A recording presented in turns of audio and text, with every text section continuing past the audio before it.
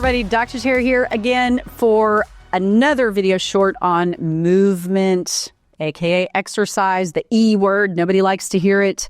Probably of the three that I've talked about with, changing things in your diet and doing things to get better sleep. The exercise piece is the one that's probably the hardest, but every time I have patients that actually implement it, they feel so much better, including myself. If I go through a run of, going on vacation or getting out of my routine of exercise, I can really feel it. You can really just kind of start feeling yucky. And, that's yucky is my favorite word. That just is a general catch-all phrase for I feel bloated, I feel tired, I feel achy, I just don't feel good. My brain's not working well. But exercise does so many amazing things. And you don't even have to go join an expensive gym and get in there and start pumping weights. I mean, you can simply start taking walks at night, which is another great way to wind your body down after dinner, taking a walk. It doesn't even have to be a big power walk.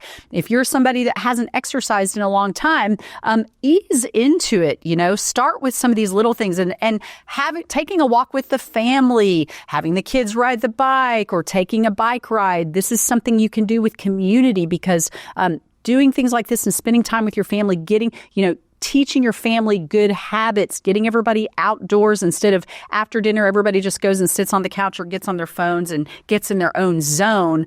Stay connected as a family and do this together. So it can be as simple as just getting up and going for a walk, getting up in the morning, going for a walk. The key thing is get up and do something and make it a part of your routine, just like brushing your teeth, taking a shower, washing your hair, eating. Exercise should be a part of the routine because why is it so important these days that we make an effort to move our bodies? Well, I think we all know this. It's pretty obvious.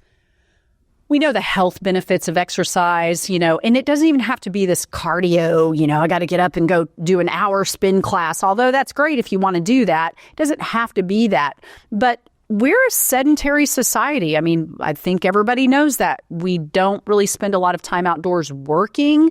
Our ancestors worked, in the yard. I mean, how many of us actually do our own yard work anymore? How many of us actually park at the end of a parking lot and walk to the, grocery store? We try to find the parking spot as close as possible. There's little things that you can do. My husband and I were just really blessed to be able to be on a cruise recently in the Mediterranean, and there was an elevator. There was 7 floors, and we made a commitment at the early part of the trip that we were not going to take the elevator once, and we didn't. We just took the stairs everywhere. So little things like that at your office, at your workplace, taking the stairs to get to your office. Even if you're on the 20th floor, you can at least go up 5 stairs, take the elevator, another 5 stairs and walk up another. There's just these little things that you can get activity in as much as possible because it's so important. We are a very sedentary society and we have to make a conscientious effort to move our bodies. Same thing with our children. Our kids are sedentary as well. And so getting our kids up, moving, limiting screen time. I think it's one of the best things a parent can do to get their kids moving, playing, using their brains, using their imagination. I noticed, my husband and I noticed with our grandson, before his parents started limiting his screen time, if he just was willy-nilly and they just let him have his iPad and be on that screen for as long as he wanted, he was really cranky and he didn't behave well, and then what does that lead to? Oh, he's ADD. I'm not saying that didn't happen to our grandson, but because the parents recognize, hey, when we let him have too much screen time, he's really cranky.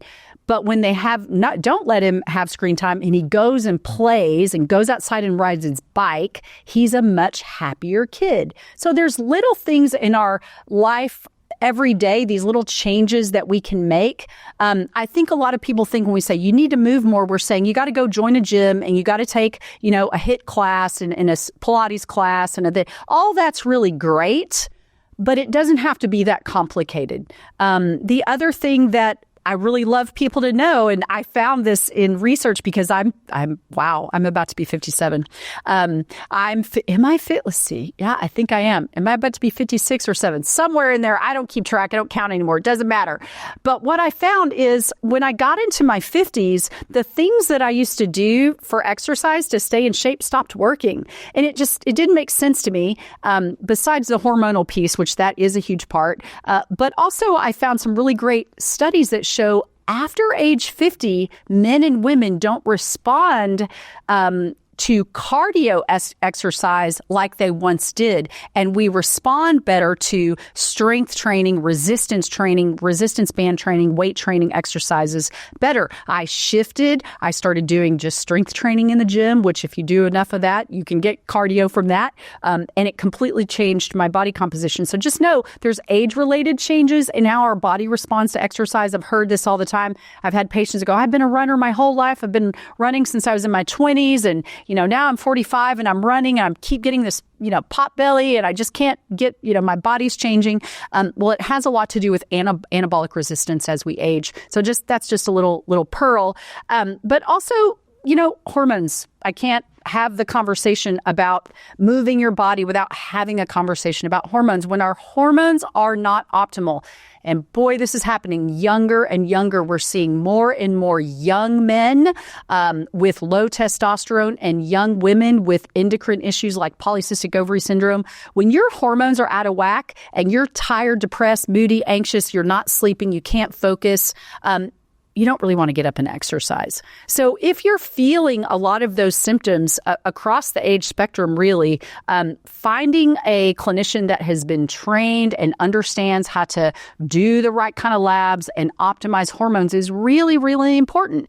As we age, and the average age women start losing testosterone is in our 30s and on into our 40s for sure. Men start losing testosterone in their late 30s to early 40s. And then by the time we're all in our 50s, we really have lost the majority of our hormones. Why is that important? Well, testosterone is a metabolic hormone, and it increases your metabolism. It also increases muscle growth. It also helps you sleep better. It also helps you recover after exercise. So I hear over and over, a lot of people as they age quit exercising because their joints ache. It hurts to exercise. They don't feel good the next day. And then magically when they come to see us and they get their hormones optimized, it's like, wow, I can exercise and I don't have the downtime, I don't have the pain, and things like that. So not only paying attention to sleep, diet, again, when you're eating the wrong foods, you're feeling really sluggish. When you're not sleeping well, you're not going to want to get up in the morning and exercise first thing. You're going to want to get up in the morning and get your dopamine going by hitting the coffee and the caffeine and, the triple frappuccinos or whatever, getting your dopamine hits and your pseudo energy that way. So if you can kind of layer this in, change your diet, increase your sleep, making sure you have good bowel habits, the exercise, you'll have the energy and the desire and the wherewithal to start exercise. And the other thing is, like I said, little changes, little incremental changes are just so key. Parking far away from the door when you're going to the store, taking the stairs when you can, taking walks at night after dinner, taking walks in the morning. You don't have to, again, go buy a big expensive gym membership or, join the latest fad and craze of, HIIT workouts or boot camps and all those things, which are great. But you just don't have to do that. Just these little incremental changes can make a huge difference. And when we're exercising more and we're moving our bodies more, there's all kinds of positive chemical changes that are happening in our bodies that decrease inflammation and increase overall health and decrease toxicity. One of the best things you can do when you're moving your body and exercising, you're sweating out toxins. So it has multiple benefits. There is no denying that when people, children to adults, start moving their bodies and exercising, they say their brain works better, they feel better, they're in a better mood, and they just overall feel better. So get up, move, take some stairs, take a walk, do whatever it takes to get your body moving. I hope these tips were helpful for you.